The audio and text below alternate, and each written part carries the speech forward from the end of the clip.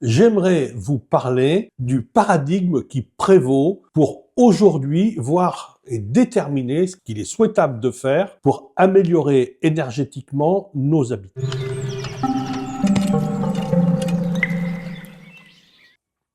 Depuis des décennies, depuis même beaucoup plus longtemps que ça, nous considérons que le seul moyen d'être dans le confort l'hiver, c'est d'augmenter ou de maintenir l'air intérieur de nos habitats à une température dite de confort, qu'on a fait évoluer au fil des années en fonction des moyens disponibles. Donc je pense qu'il y a 200 ou 300 ou 400 ans, avoir 13 ou 14 degrés Celsius chez soi quand il faisait -5 ou -10 dehors, c'était un grand luxe. Et puis aujourd'hui, eh bien, on considère qu'on serait dans un inconfort total et inacceptable. Voilà, c'est l'évolution de nos modes de vie et de nos capacités à la fois techniques, technologiques, financières, en ressources, etc., qui nous ont permis de tendre vers ça. Ce principe est basé sur le fait que on considère que le confort est principalement dépendant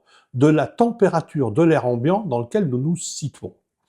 Et nous souhaitons le maintenir à une température qu'on a déterminée comme étant la température dite de confort. Il y a plein de vidéos dans cette chaîne qui vous expliquent ce en quoi ce ne serait peut-être pas totalement suffisant. Nous vous mettrons des liens dans le descriptif. Cette température dite de confort, pour la maintenir, attendu que nos parois extérieures ne sont pas étanches au flux de chaleur, on perd une partie de la chaleur de cet air. On est donc obligé, pour le maintenir toujours à la même température, de compenser ces fuites de chaleur par un réchauffage de cet air-là. Et donc, c'est pour ça que, de temps en temps, et en fonction des pertes constatées par nos thermostats d'ambiance, etc., on doit produire de la chaleur en complément. Or, on s'est rendu compte que produire cette chaleur, c'était consommer des ressources, c'était dépenser de l'argent, c'était émettre des gaz à effet de serre, parce que là aussi, dans d'autres vidéos, j'explique en quoi et pourquoi on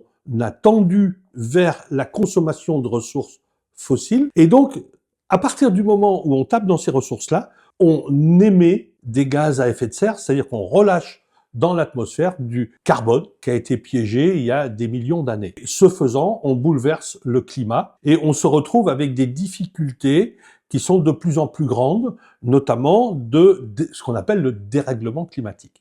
Donc pour toutes ces raisons-là, on s'est dit on ne peut pas continuer à se baser uniquement sur la température de l'air sans chercher des moyens de la maintenir toujours au même niveau de la façon la plus raisonnable possible. Et donc, si on doit chauffer pour compenser les pertes, on s'est dit il faut s'attaquer aux pertes. Et s'attaquer aux pertes, on l'a envisagé uniquement sous le côté isolation. C'est sa vocation, c'est ça, c'est limiter les fuites de chaleur au travers des parois. Et ça fait donc maintenant vraiment je le redis, des lustres, des décennies que nous sommes basés sur ce paradigme-là.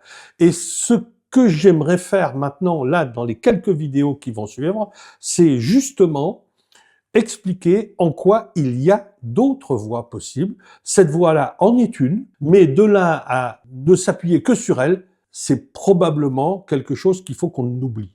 Et que donc on ne soit plus suspendu comme on l'est à notre thermomètre, à nos thermomètres de mesure de température de l'air, mais à d'autres appareils également, entre autres à mesurer aussi l'humidité relative de l'air et plein d'autres choses encore. Mais donc ça, ce sont d'autres sujets qui vont être développés dans d'autres vidéos à venir.